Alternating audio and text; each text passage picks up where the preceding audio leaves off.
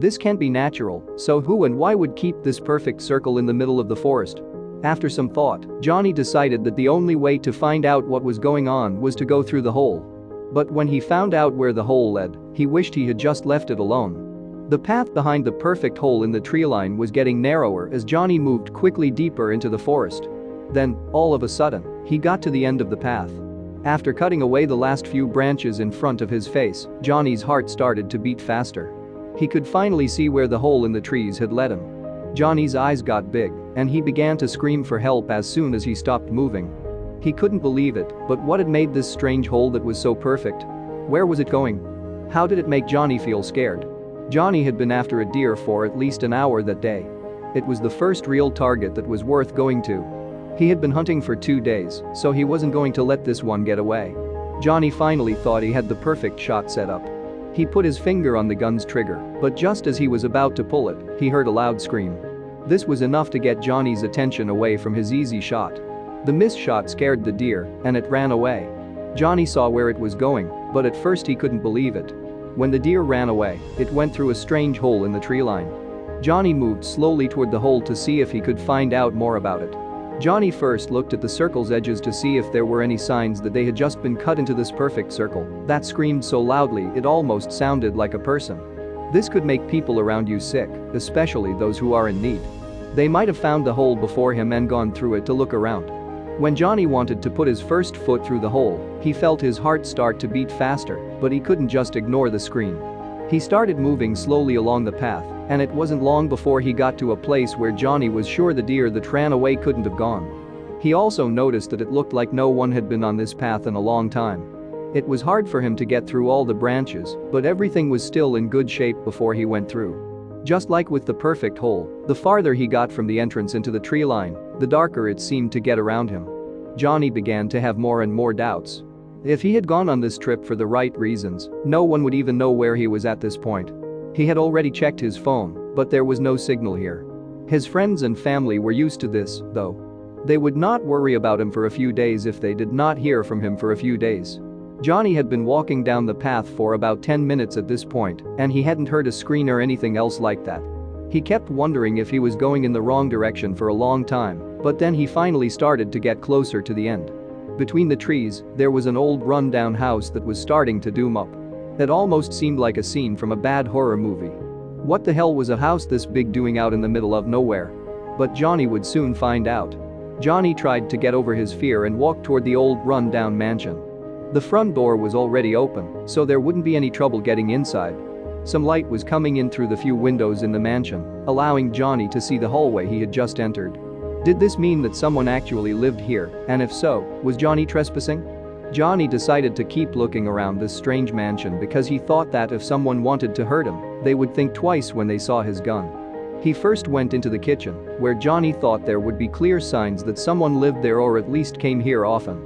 But the kitchen was completely empty. No water, no canned food, nothing. If anyone ever came here, they would have to bring their own food and water. Everything else in the house seemed to tell the same story. Most rooms were still in good shape, but it was clear that no one had lived there in a long time. Johnny had been looking around the mansion for about an hour, and even before he opened the door to a small office room, he didn't have many answers. Already, he had seen something that caught his eye. When Johnny opened the door, his eyes got bigger, and he thought the light came from lit candles all over the room. Johnny was shocked because it didn't look like these candles had been lit for that long. Most of them were still in good shape, so someone must have been here recently and liked them. But who and why? It was an old newspaper, and Johnny recognized the black and white picture on the front cover right away. It was a picture of the house from long ago. Before he read the article, he was just standing there. First, he looked at the rest of the front page to find the date this paper was published. He found out quickly that this was written more than 30 years ago. Then he began to read. Johnny found out quickly that the house he had found wasn't just any old one. There was a lot of dark history in this place. It was built around 1950 by a wealthy man who was thought to be going crazy and who wanted to get away from people in society. But about 10 years later, it was found out that all of this was a lie and that the millionaire just wanted to be alone so he could give in to all of his bad desires that were never meant to see the light of day.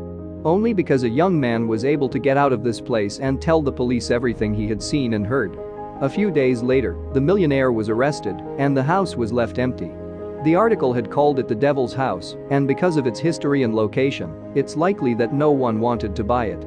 It had been left for nature to take over, but based on how nice the inside looked in the lit candles, someone didn't agree with this. But as Johnny was frantically looking around the room for clues about who could have done this, he heard a creaking sound from above him. Then something came crashing down, and Johnny had to jump out of the way just in time. It was a ladder that had fallen from the ceiling, and when Johnny looked up, he saw that a hatch to Dobia's hatch had also been opened. Someone was up there, the person who was responsible for the candles, the state of the house, and probably the strange perfect circle he had gone through to get here. Johnny walked up the stairs with a lot of fear and finally got up on the high balcony. Before he went inside, he had seen what was on top of the house, but he wasn't alone on this balcony, as there was a person with only half of a blanket over them.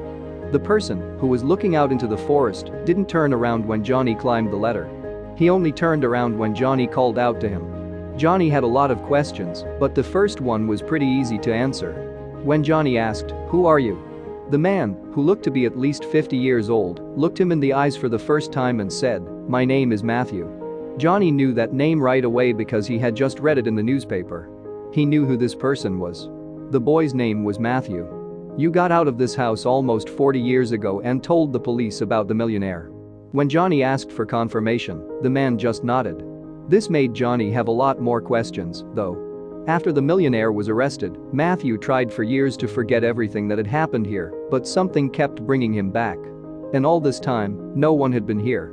Matthew had even taken care of the entrance so that it would stand out to anyone who passed by, hoping that it would make them curious enough to come in, which it did. At last, it worked on someone. Matthew really needed a friend, but now that Johnny was there, he didn't want to make a new one. Let him go. Johnny took a step back and almost walked into a rope trap. As Matthew King came toward him, he screamed. Johnny didn't have much time to think. He ran toward the balcony and jumped over the edge, landing on the roof. He tried to slide down carefully, but ended up with a lot of bruises and friction burns. He did get down, though, and ran for his life. He finally made it back to a party in the forest where he could get a phone signal. He called the police right away to tell them what was going on in the old house, and they said they would look into it. But Johnny still has no idea what they were doing. Johnny never went back to that part of the forest again, and he stopped hunting for a few months because of how scared he was by what happened.